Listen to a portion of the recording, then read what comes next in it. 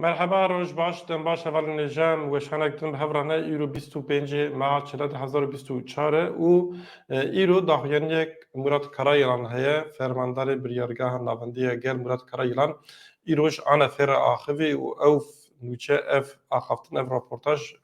تباهی مدیا کرتا حتیه وشاندن از خوازم بحثا کرتاسیا ناوروکا آخفتنا کرایلان دکم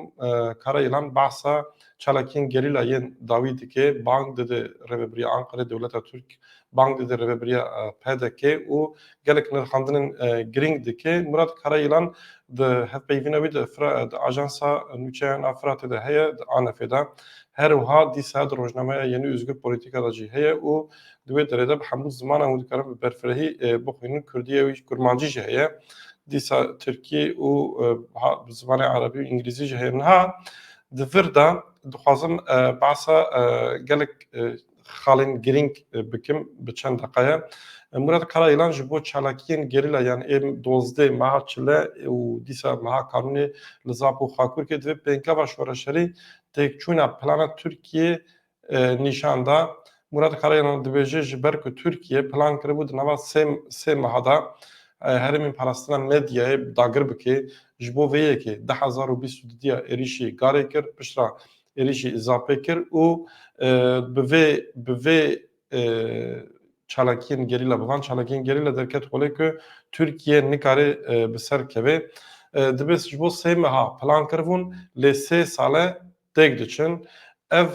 اپراسیون شورشگری ویه که اثبات کرد اگر دوی ور ısrar bikin bimînin yani ve nekşin neçin ew ev derjwara bibe goristan Murat Karaylan ve em girêdayî soza xwinin em ê soza xwe pêk bînin gotina xwe li artê nahêlin û ji bo dewleta Tirk ji bo leşkerê dewleta Tirk divê hûn dagirkerin hûn ji vir ji bo kulîlka gul û kulîlka kom bikin nehatine hûn ji bo însana bikujin hatine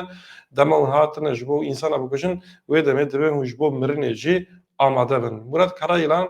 dibêje dewleta Tirk ji 2015 ve 5 sal bibore divê 5 sal berê ji bo me yani ji bo PKK ji bo Gerîlayê Azadiya Kurdistanê sê meh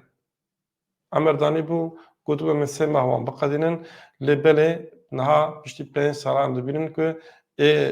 ku encam nagirin ê ku têk diçin ew in Karaylan divê ji bo vê meselê tenê yek rê heye divê dewleta Tirk dev ji siyaseta xwe ya qirkirinê berdê Karaylan dibe em wek tevgera azadiyê xwedî li gotina xwe dertên em sozê xwe li erdê nahêlin û tiştekî ku em nekin jî em nabêjin dîsa Murat Karaylan divê me doktrînek şer daniye pêşa xwe divê doktrîna şer da bi kêm wenda heye zêde serkeftina em bi dest dixin yani bi kêm wenda heye destkeftiyên mezin û divê tabî ev çalakî performansa îdeolojik û leşkerî ya PKK jî ya gerîlayê PKK jî nîşan dide Murat Karaylan dibêje ji bo hin kesên ku taybet jî kesên aliyê Tirkiye li Ankarê li ser medyaya Tirk dibêjin kesên ku dibêjin li pişt vê meselê Amerîka heye İsraîl heye dibêje tiştekî wisa tune dibêje Amerîka li pişt Tirkiye heye yê ku hewa sahayê a leşkerî yani ji bo balafirên Tirkiye li Sûriyê Rojava û Başûrê Kurdistanê bifirin ê ku ji bo Tirkiye ev yek vekir Amerîkaya Amerîka her çekê dide Tirkiye dibe Amerîka tê gotin ku planek Amerîka ya Kurdan heye ev plan çi ye em nizanin û di nava vê planê de PKK tune ye Türkiye dibe 40 sala xwedîsperê NATOyê û Amerîkayê û li dijî Kurda şer dike ji ber vê yekî Murat Karaylan alîkariya Amerîka û İsraîlê red dike divê tiştekî wiha tune Murat Karaylan dibêje bi van çalakiyên gerîla me mesajek daye Tirkiye ve dibêje ev mesaj wiha ye ji bo Tirkiye dibe hûn çi qas alîkariyê ji derva bigirin jî û çi qas jî serî li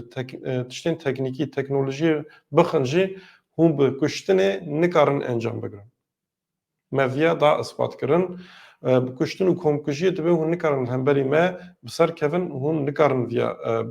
tevgera me bidawî bikin adin dibêje ev peyama ku me dayî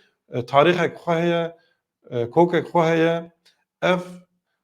peyamek pir kevin yê gelê Kurdê qedîme û gelê Kurd daye nîşandan ku bi şîddetê, bi kuştinê, bi mirinê, bi komkujiya ew nayêtine kirin. Li ser vê axa pîroz dibe hûn nikarin metine bikin, ji nedîtî vawerin û bi siyaseta şer metine bikin. Qara Îlan dibêje ji ber ku di 2022 de ji bo leşkerê li girê Amediyê gotibû ew ê ya herin ya werin kuştin. Di piştî vê gotinê dewleta Tirk leşkerê xwe ji wê derê vekişand. Li îlona 2023 de leşkerê xwe dîsa şandin girê Amediyê vê cerê ji bo ku li wir bimînin û siyaseta xwe ya dagirkirinê pêş bixin ji bo vê yekê dibe hatin û ji ber vê yekê jî dibe gerîla li dijî wan êrîş kir. Dibe Qara Îlan ev ya me ji bo hişyariyekê ji wan re got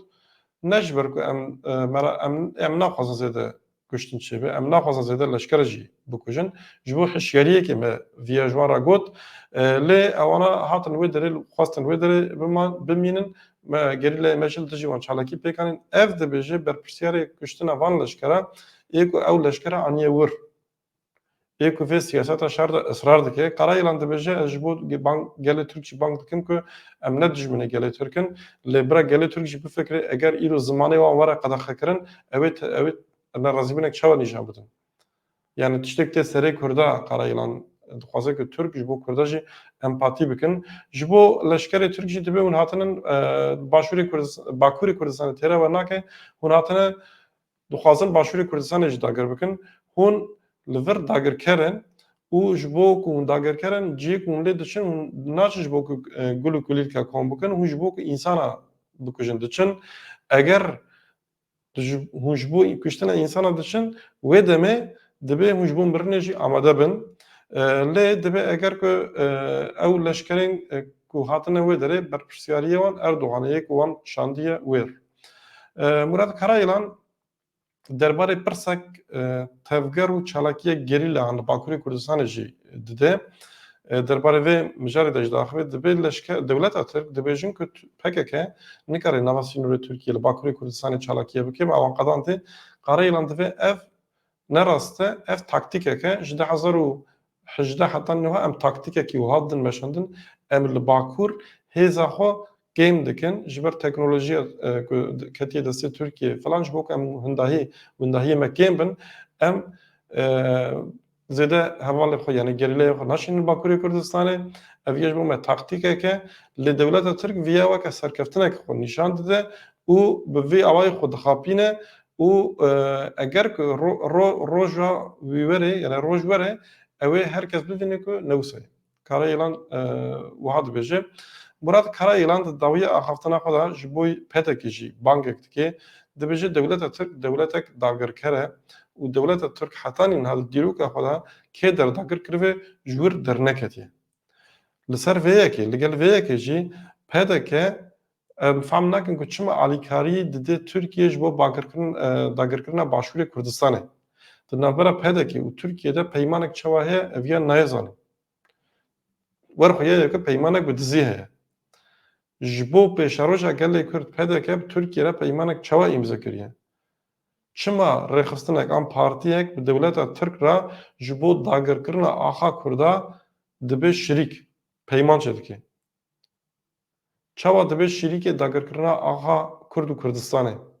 Ev mijarên gelek girîngin û herkes divê di vê mijarê de bi berpirsyariya xwe rabe ji bo berjewendiya netewîyê gelê Kurd tehlike û xeteriyên ku hebe henin ji ortê rake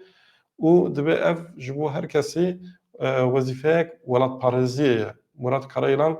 derbarê vê mijarê de jî wiha dibêje. Hevalên je weke destpêkê de min got nirxandinên gelek girîngin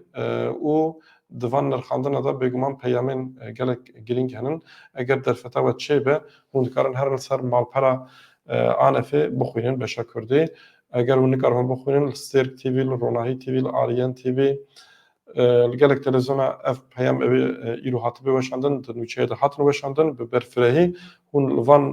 nûçeyan temaşe bikin ew ê gelek baş be min kurtên naverok ji we re ragihand vê gavê bibînin xêr û xweşiyê de xatirê we ê baş.